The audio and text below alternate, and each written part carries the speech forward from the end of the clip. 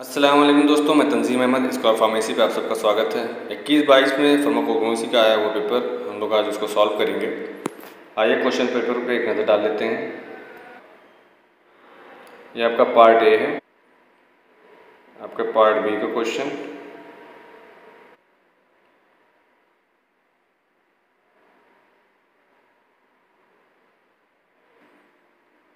Part सी का question,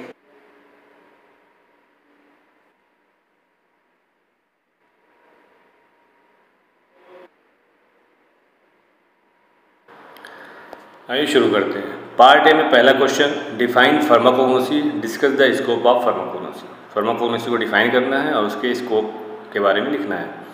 pharmacognosy होता क्या है? फार्माकोग्नोसी फार्मेसी या फार्मास्यूटिकल साइंस की ऐसी शाखा जिसके अंतर्गत हम नेचुरल प्रोडक्ट्स की स्टडी करते हैं। नेचुरल प्रोडक्ट कैसे प्रोडक्ट जो नेचुरली ऑब्टेन्ड होते हैं, जैसे प्लांट्स, एनिमल्स, माइक्रो ऑर्गेनिज्म, तो ये नेचुरली सोर्स हैं, यहाँ से हम नेचुरल प्रोडक्ट को ऑब्टेन करते हैं। अब नेचुरल प्रोडक्ट जब ऑब्टेन कर लेते हैं तो उसके कंपोजिशन की स्टडी करते हैं, उसकी प्रॉपर्टीज़ क्या हैं, उसके थेरेप्यूटिक पोटेंशियल्स क्या हैं, ये सब चीज़ों की जो स्टडी की जाती है वही आपके फार्माकोग्नोसी कहलाता है। अब फार्माकोग्नोसी के स्कोप की अगर हम बात करते हैं तो स्कोप होता क्या है? फार्माकोग्नोसी स्टडी करने के बाद आप किस फील्ड में अप्लाई कर सकते हो, तो आइए वन बाय वन देख लें। पहला पॉइंट है प्लांट आइडेंटिफिकेशन एंड क्लासिफिकेशन। तो हमारे जो मेडिसिनल प्लांट होते हैं उसे ऑथेंटिकेट करना होता है, आइडेंटिफाई करना होता है, और डिफरेंट क्लासेस होती हैं, किस क्लास में किस कैटेगरी में रखना है, इस फील्ड में भी हम जा सकते हैं। ठीक है, जैसे प्लांट, हमारा जो प्लांट है उसकी मॉर्फोलॉजी क्या है, टैक्सोनॉमी क्या है, और प्लांट जो है उसकी क्वालिटी, उसकी प्योरिटी कितनी है, इन सब के बारे में स्टडी की जाती है। दूसरा point, natural product isolation and characterisation. अब जो हमारा बायोएक्टिव कंपाउंड है, क्योंकि नेचुरली सोर्स हम ऑब्टेन कर रहे हैं, तो वो कैसे आइसोलेट करना है और उसे कैसे प्यूरिफाई करना है, तो इसकी टेक्निक्स होती हैं, जैसे एक्सट्रैक्शन, फ्रैक्शनेशन, क्रोमेटोग्राफी, स्पेक्ट्रोस्कोपी। ये सारी टेक्निक्स हैं। इस टेक्निक का इस्तेमाल करते हुए हम बायोएक्टिव कंपाउंड को कैसे आइसोलेट करेंगे और कैसे प्यूरिफाई करेंगे, उसके बारे में स्टडी करते हैं। साथ साथ उसके केमिकल स्ट्रक्चर को भी आइडेंटिफाई करने का काम करते हैं। तीसरा point, biological and pharmacological activity. अब जो हमारा नेचुरल प्रोडक्ट्स है उसकी बायोलॉजिकल एक्टिविटी क्या है या फार्माकोलॉजिकल एक्टिविटी क्या है, लाइक ड्रग, जो भी हमारी नेचुरल प्रोडक्ट्स होते हैं उसके कुछ थेरेप्यूटिक इफेक्ट भी होंगे, किस मैकेनिज्म से वो वर्क करता है, उसकी टॉक्सिसिटी कितनी है, अदर ड्रग्स को कितना इंटरेक्ट करता है, इन सब के बारे में इसमें स्टडी की जाती है। चौथा point, traditional medicine and ethnopharmacology. Ancient time में जो हमारी मेडिसिन चलती थी उसे ट्रेडिशनल मेडिसिन के नाम से भी हम जाते हैं, जो जड़ी बूटियों का इस्तेमाल किया जाता था। फार्माकोग्नोसिस्ट जो होते हैं वो हमारे मेडिसिनल प्लांट को आइडेंटिफाई भी करते हैं और उसे वैलिडेट करने का भी काम करते हैं। तो इससे फ़ायदा ये होता है कि ट्रेडिशनल प्रैक्टिस के अकॉर्डिंग हम नई ड्रग को डेवलप कर सकते हैं या हर्बल फार्मेशन, कोई नया हर्बल फार्मेशन बना सकते हैं। पांचों पॉइंट अगर देखें तो क्वालिटी कंट्रोल एंड स्टेराइजेशन। अब जो हमारा बायोएक्टिव कंपाउंड है, जो फाइटोकेमिकल कॉन्स्टिट्यूएंट हैं या जो हमारे प्लांट्स हैं, उसे उसकी क्वालिटी को कंट्रोल करने का काम और उसे स्टेराइज करने का काम, ये भी एक बहुत अहम फील्ड होती है। इसमें हम उस पर्टिकुलर प्लांट या उस पर्टिकुलर जो नेचुरल प्रोडक्ट्स हैं उसे इंश्योर करते हैं, उसकी सेफ्टी को इंश्योर करते हैं, उसकी इफिकेसी है, कंसिस्टेंसी है, इन सबको इंश्योर करते हैं। और कैसे करते हैं कि कुछ पैरामीटर्स होते हैं जिसे इस्टेब्लिश करके हम आइडेंटिफाई कर सकें, प्यूरिफाई कर सकें, उसकी प्योरिटी को जांच सकें, उसकी पोटेंसी को जांच सकें। ये है इसको। Question 2, describe in short the various system of classification of crude drug.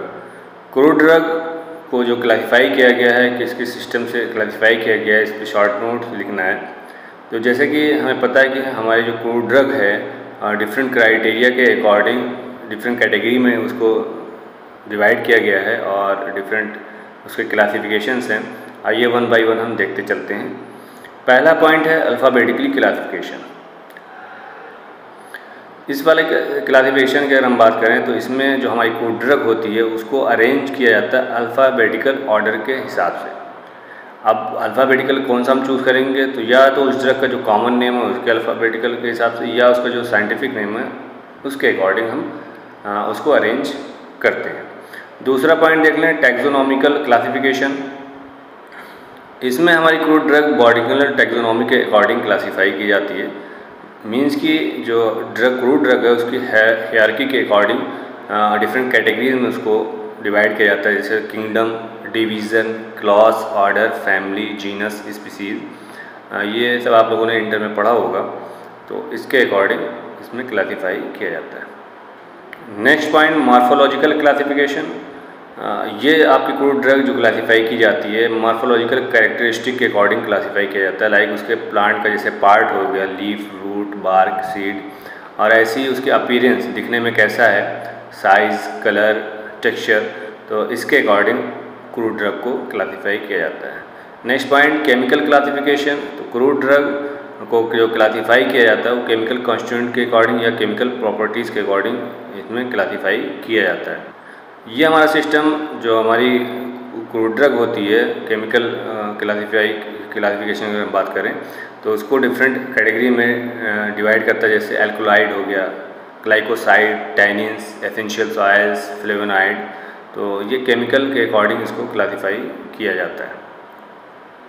अब जिस भी प्लांट में एल्कोलाइड उपस्थित है तो एल्कोलाइड कैटेगरी में उसको रख दिया जाता है, जिसमें ग्लाइकोसाइड उपस्थित होते हैं ग्लाइकोसाइड, ऐसी जिसमें एसेंशियल ऑयल ऑब्टेंड होता है उसको एसेंशियल ऑयल कैटेगरी में रख दिया जाता है। पांचवा पॉइंट, फार्माकोलॉजिकल क्लासिफिकेशन।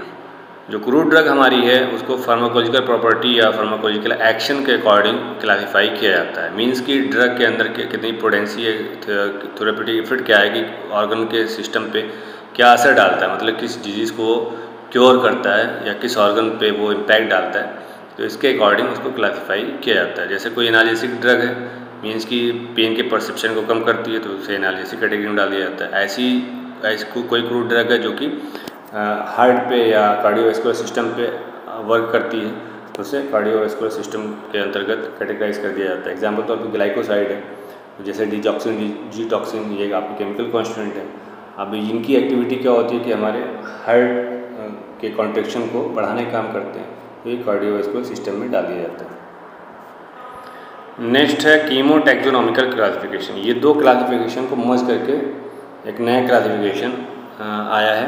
कीमो मतलब आपका केमिकल हो गया, और टैक्सोनॉमिकल की अगर हम बात करते हैं, टैक्सोनॉमी जो अभी हमने ऊपर क्लासिफिकेशन देखा है, तो इन दोनों को मर्ज करके, अब जैसे अलग अलग कोई प्लांट है, अलग अलग कैटेगरी के प्लांट है, उसमें सेम केमिकल कॉन्स्टिट्यूएंट हो तो उसको एक कैटेगरी में रख दिया जाता है। ये आपका कीमो टैक्सोनॉमिकल क्लासिफिकेशन कहलाता है।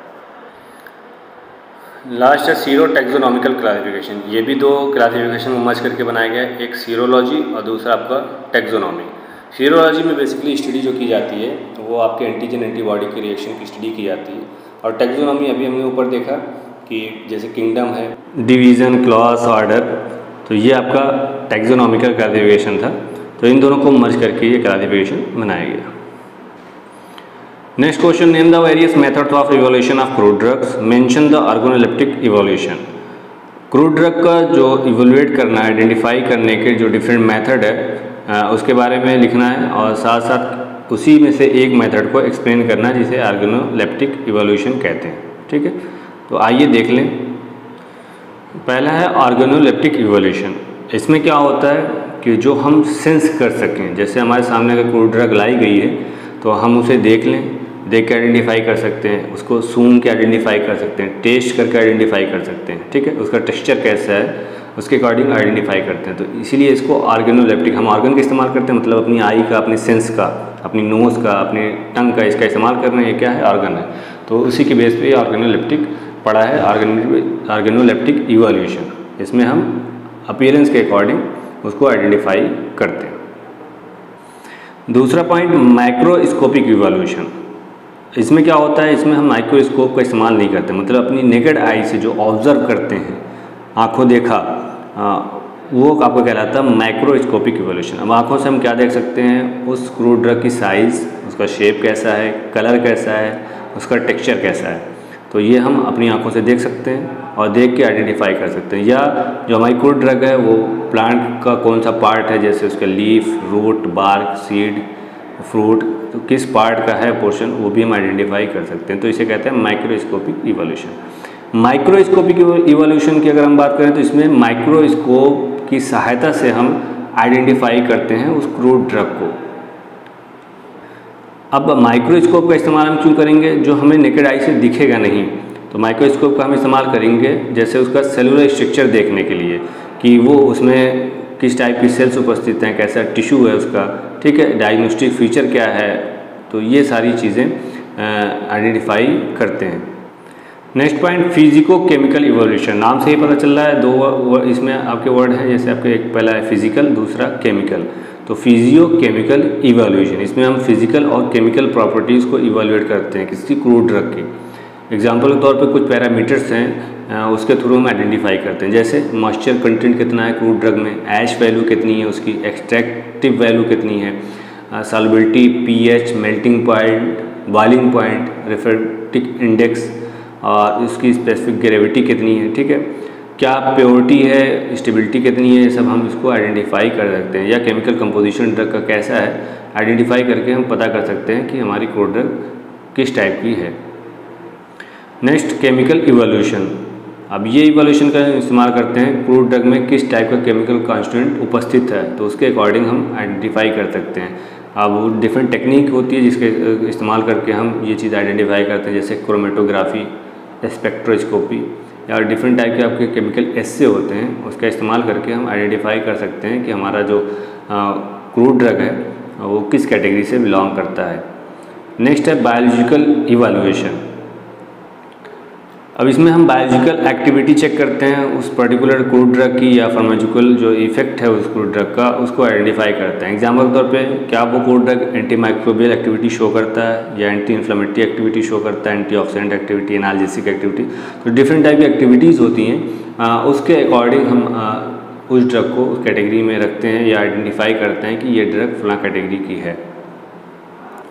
ऐसी आपका क्रोमेटोग्राफिक इवोल्यूशन है, तो क्रोमेटोग्राफी एक टेक्निक है जिसका इस्तेमाल करके हम ड्रग को आइडेंटिफाई करते हैं कि उसमें किस टाइप का केमिकल कॉन्स्टिट्यूएंट या फाइटो कॉन्स्टिट्यूएंट उपस्थित है और किस कैटेगरी की है। टेक्निक्स होती हैं जैसे TLC है, HPLC, GC, गैस क्रोमेटोग्राफी, तो ये टेक्निक्स है, इसका इस्तेमाल करके हम आइडेंटिफाई करते हैं, इवैल्यूएट करते हैं। ऐसे ही आपके फार्माकोलॉजिकल इवोल्यूशन कि किस टाइप की डिजीज़ को क्योर कर रहा है, या उसका मैकेनिज्म ऑफ एक्शन कैसा है, थेराप्यूटिक एक्शन कैसा है, टॉक्सिसिटी क्या है, ये इन सारी चीज़ों को हम असेस करते हैं। तो एक एक्सप्लेन करना था ऑर्गेनोलेप्टिक इवोल्यूशन के बारे में। तो ऑर्गेनोलेप्टिक जैसे हमने बताया कि हम ऑर्गन का इस्तेमाल करके या सेंस ऑर्गन का इस्तेमाल करके हम उस क्रूड ड्रग को आइडेंटिफाई करते हैं कि उसका अपीयरेंस कैसा है, दिखने में वो ड्रग कैसी है, उसका शेप है, साइज़ है, सरफेस एरिया कैसा है। ऐसी कलर हम देखते हैं कि उस क्रूड ड्रग का कलर कैसा है, ऑर्डर कैसा है, स्मेल उसकी कैसी आ रही है, टेस्ट करके सेंस करेंगे कि उसका टेस्ट कैसा है, अपनी ज़बान पर रख के पता कर लेंगे कि मीठा है कि तीखा है, खट्टा है, कैसा है।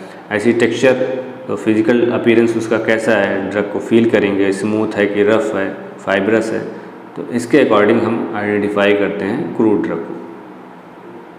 Next question, what are alkaloids? Alkaloids क्या होते हैं? Write about the distribution and test of identification of alkaloid. Alkaloid कहाँ कहाँ उपस्थित होता है और उसे आइडेंटिफाई करने के लिए डिफरेंट टेस्ट होते हैं, उसके बारे में लिखना है।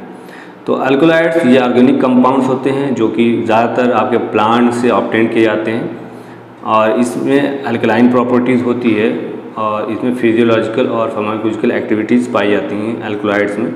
ब्रॉड ये एक्टिविटी शो करता है। डिस्ट्रीब्यूशन ऑफ अल्कोलाइड्स की अगर हम बात करते हैं कहाँ कहाँ ये पाया जाता है, तो प्लांट्स के अलग अलग पार्ट्स में ये पाया जाता है। एग्जांपल तौर पे leaf, stem, root, bark, seed, fruit, तो अलग अलग पार्ट्स हैं, यहाँ से अल्कोलाइड्स को ऑब्टेन किया जाता है। कुछ प्लांट की ऐसी फैमिलीज जिसमें अल्कोलाइड ज़्यादा मात्रा में पाया जाता है। एग्जांपल तौर पे सोलनेसी है, एक आपकी फैमिली है। पापावेरेसी है जहाँ से ओपियम, पॉपी, मॉर्फिन वगैरह ऑब्टेन किया जाता है। रूबिएसी जहाँ से कैफीन, कॉफ़ी का ऑब्टेन किया जाता है। तो ये फैमिली है, यहाँ पे अल्कोलाइड्स की मात्रा ज़्यादा पाई जाती है। अब टेस्ट देख लें कि अल्कोलाइड को आइडेंटिफाई करने के लिए किस टेस्ट का इस्तेमाल किया जाता है। पहला है डेंगन-ड्रॉफ टेस्ट। इसमें डेंगन-ड्रॉफ रिएजेंट का इस्तेमाल करके हम आइडेंटिफाई करते हैं। अब ये डेंगन-ड्रॉफ जो रिएजेंट है ये किसका बना होता है, तो इसमें ये सॉल्यूशन होता है आपका बिस्मथ नाइट्रेट और पोटेशियम आयोडाइड का सॉल्यूशन होता है। इस रिएजेंट का इस्तेमाल जब हम करते हैं, मतलब अल्कोलाइड जो सैंपल हमारा अगर उसमें हम इसको मिलाएं तो या तो ये येलो या ऑरेंज प्रेसिपिटेट फॉर्म करता है, तो इससे हमें पता चल जाता है कि इसमें अल्कोलाइड उपस्थित है। दूसरा पॉइंट मेयर्स टेस्ट। अब इसमें मेयर्स रिएजेंट का इस्तेमाल करते हैं। ये भी एक तरह का सॉल्यूशन होता है जिसमें आपके मर्क्यूरी क्लोराइड और पोटेशियम आयोडाइड का ये सॉल्यूशन होता है। इसका इसमें इस्तेमाल किया जाता है जो आपके अल्कोलाइड सॉल्यूशन है या जिसमें अल्कोलाइड उपस्थित है उसको मेयर रिएजेंट से ट्रीट कराते हैं तो हमें क्रीमी या वाइट या येलो प्रेसिपिटेट ऑब्टेंड होता है। तो अगर ये ऑब्टेंड हो जाए तो पता चल जाता है कि इसमें अल्कोलाइड उपस्थित है। नेक्स्ट टेस्ट आपका हैगर्स टेस्ट। ये भी आपका सॉल्यूशन होता है पोटेशियम मर्क्यूरिक आयोडाइड और पोटेशियम आयोडाइड का सॉल्यूशन होता है और इसमें जो अल्कोलाइड कंटेनिंग सॉल्यूशन है उसके साथ अगर ट्रीट कराते हैं तो ये येलो या क्रीमी प्रेसिपिटेट फॉर्म करता है। तो इससे आइडेंटिफाई हो जाता है कि इसमें अल्कोलाइड्स हैं। अगला है वैगनर टेस्ट। ये भी आपका सॉल्यूशन है आयोडीन का पोटेशियम आयोडाइड के साथ ये सॉल्यूशन बनाया जाता है और अल्कोलाइड कंटेनिंग जो आपके सॉल्यूशन हैं अगर उसके साथ ट्रीट कराते हैं तो रेडिश ब्राउन प्रेसिपिटेट ऑकर होता है।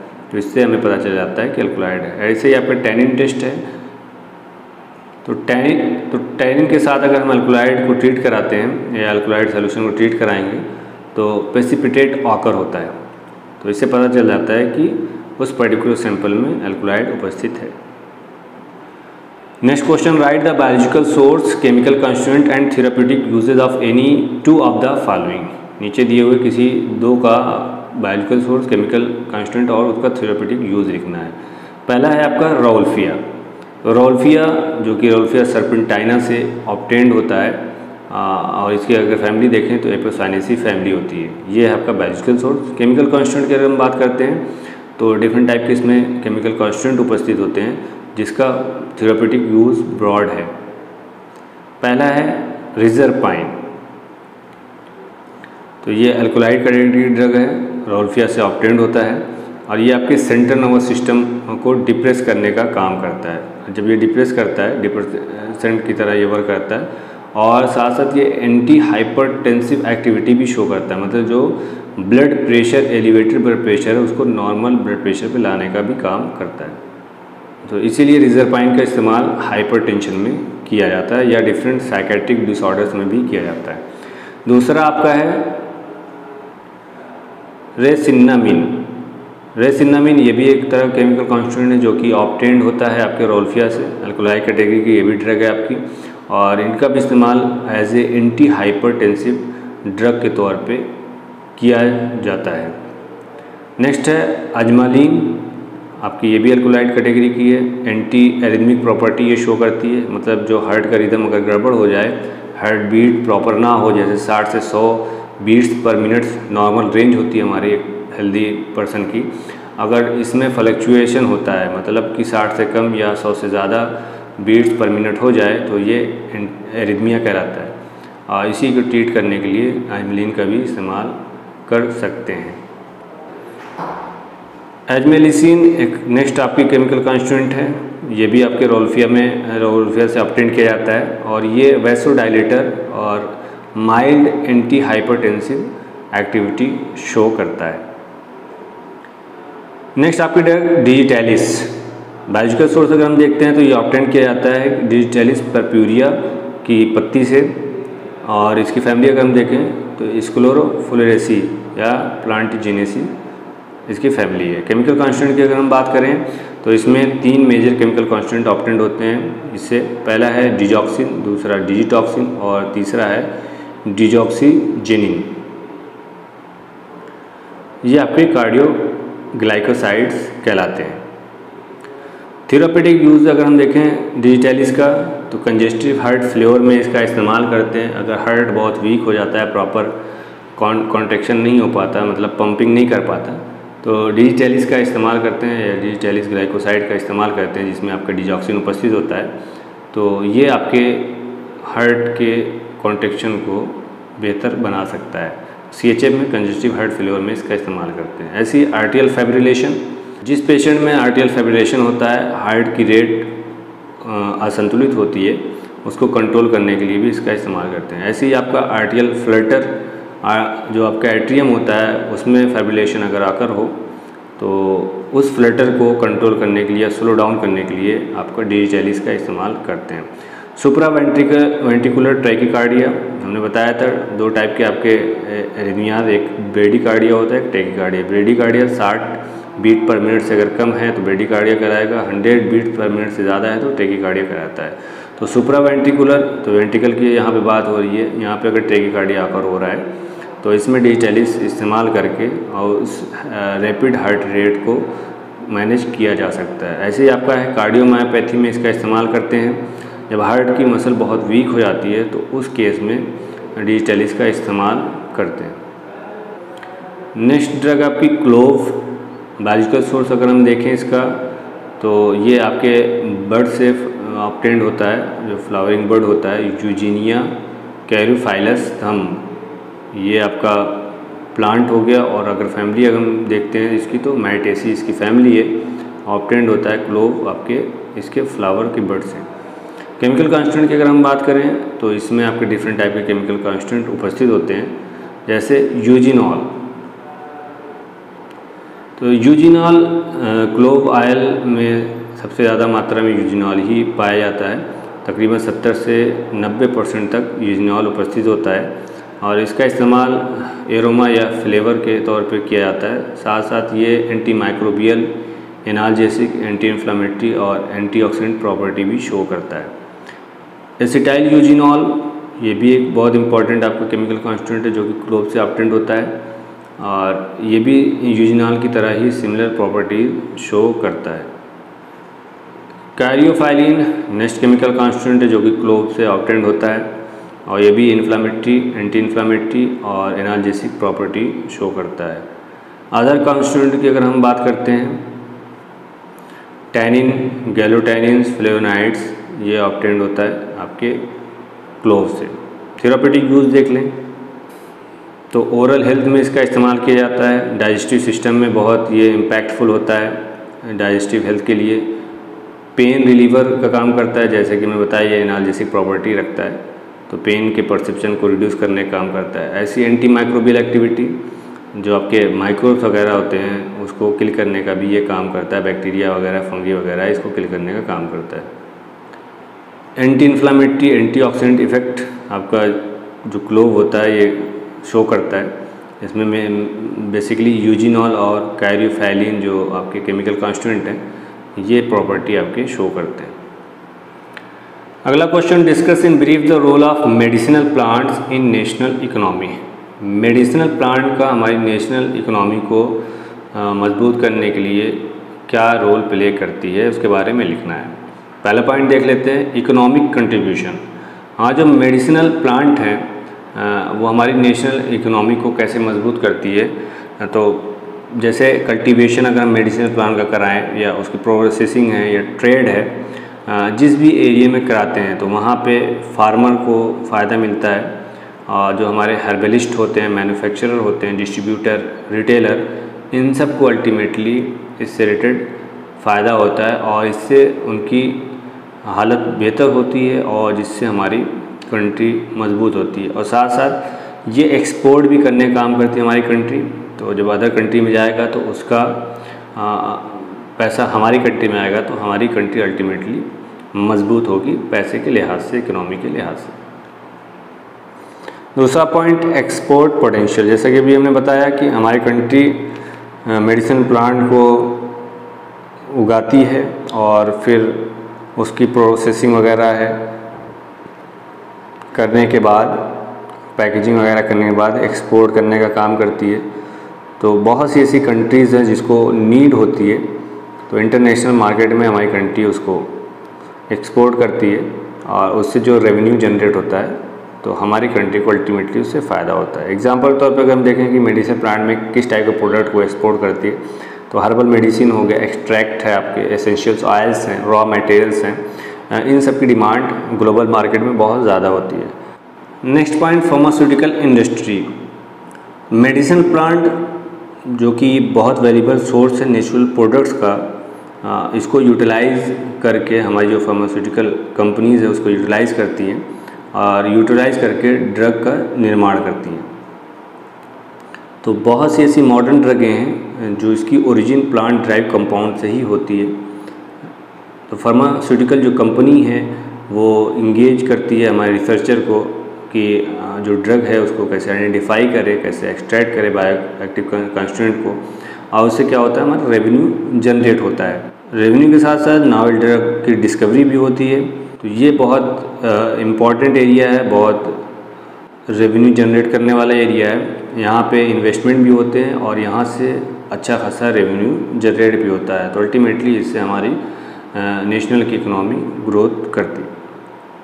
Next point, traditional medicine and health care.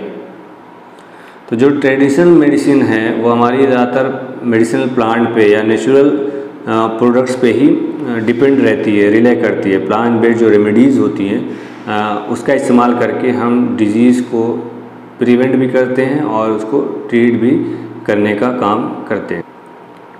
तो इससे फ़ायदा ये होता है कि जो हमारी ट्रेडिशनल पैथी है या ट्रेडिशनल मेडिसिन की अगर हम बात करते हैं तो ये हमारे जो हेल्थ केयर में जो कॉस्ट पड़ रही होती है अल्टीमेटली उसको रिड्यूस करने का काम करता है, और साथ साथ आसानी से हर किसी को ये हेल्थ केयर आसानी से एफोर्ड हो सकती है। तो इससे क्या होता है अल्टीमेटली कंट्री पे जो बर्डन पड़ रहा होता है वो कम हो जाता है और हमारी जो नेशनल हेल्थ केयर सिस्टम है वो ग्रो करने लगती है और उससे अल्टीमेटली हमारी इकोनॉमी भी ग्रो करती है। अगला question, explain the basic principles involve in Ayurvedic and homeopathic system of medicine. Ayurvedic और होम्योपैथी में जो बेसिक प्रिंसिपल्स हैं उसको एक्सप्लेन करने को कहा गया है।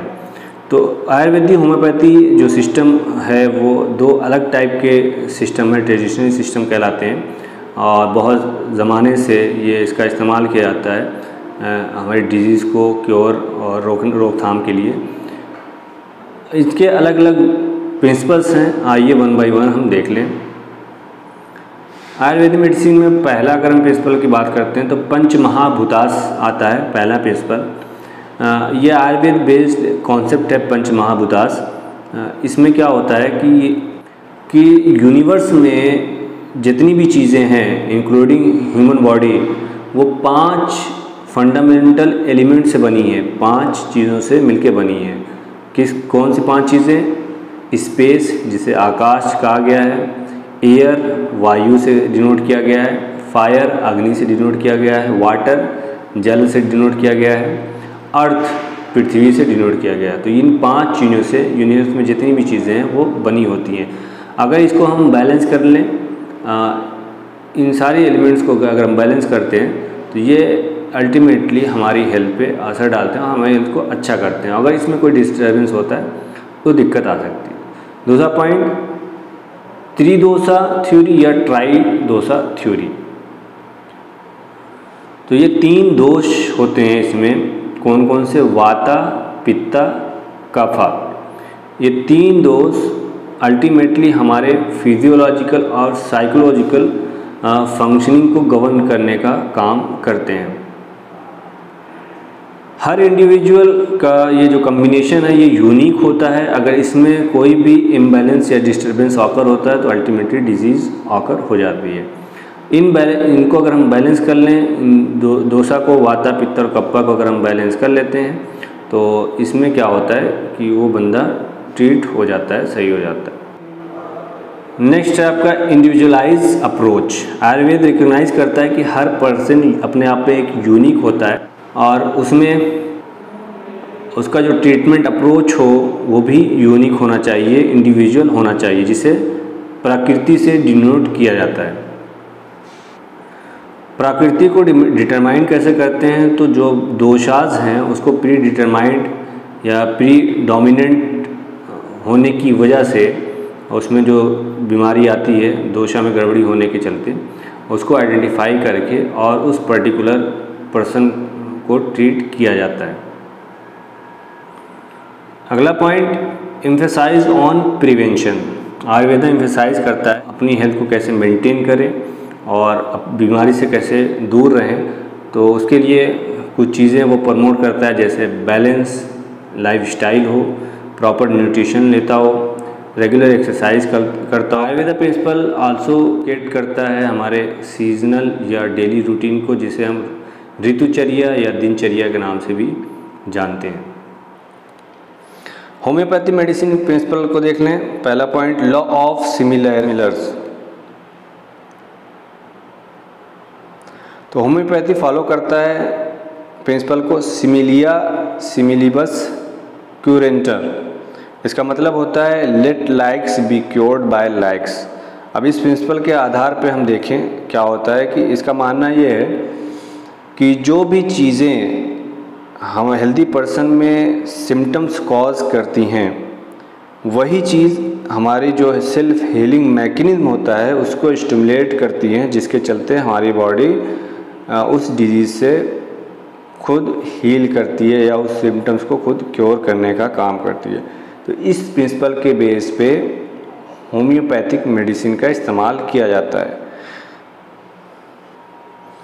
अगला principle, individualisation and totality of symptoms. Homeopathy जो फोकस करता है इंडिविजुअलाइजेशन पे और पर्सन को जो ट्रीट करना है वो होल को ट्रीट करने पे फोकस करता है। होल मतलब ना वो किसी एक स्पेसिफिक डिजीज़ को टारगेट करता है, वो पूरी बॉडी को ही टारगेट करता है। एग्जांपल तौर पे होम्योपैथिक जो प्रैक्टिशनर होते हैं वो ह्यूमन के फिज़िकल, मेंटल या इमोशनल सिम्टम्स पे फोकस करते हैं, उसको समझने का काम करते हैं और वो समझते हैं कि किसके चलते ये इलनेस ऑकर हुई है, उसको आइडेंटिफाई करते हैं, फिर उस पूरे सिम्टम्स को वो सेलेक्ट करके और उसको ट्रीट करने का काम करते हैं। Next point, law of infinitesimals. और अगला जो आपका प्रिंसिपल है वो है minimum dose and vital forces. Basically इन दोनों में क्या है कि जो ड्रग होती है, जो रेमेडीज़ होती है, इनका मानना ये है कि उसको इतना डाइल्यूट कर दिया जाए, इतना डाइल्यूट कर दिया जाए कि जो ओरिजिनल सब्सटेंस हैं वो उसमें बचे ना, पूरे तरीके से वो डाइल्यूट हो जाए। तो हाईली ये डाइल्यूटेड सब्सटेंस को उस पर्सन को देके उसको ट्रीट करने का काम करते हैं। जब ओरिजिनल सब्सटेंस उसमें बचेगा नहीं तो उसकी जो टॉक्सिसिटी होने के चांसेस हैं वो भी बहुत कम हो जाएंगे, ना के बराबर हो जाते हैं। और इनका मानना ये है, इनका बिलीफ सिस्टम ये है होम्योपैथी का कि ये हमारे वाइटल फोर्स और लाइफ फोर्स को स्टिमुलेट करते हैं। ये जो आपकी एनर्जेटिक प्रॉपर्टीज़ शो करती हैं, जो हाईली डाइल्यूटेड सब्सटेंस हैं, वो हमारे वाइटल फोर्स और लाइफ फोर्स को इनिशिएट करते हैं और उसके चलते हमारी बॉडी खुद हील करना शुरू कर देती है।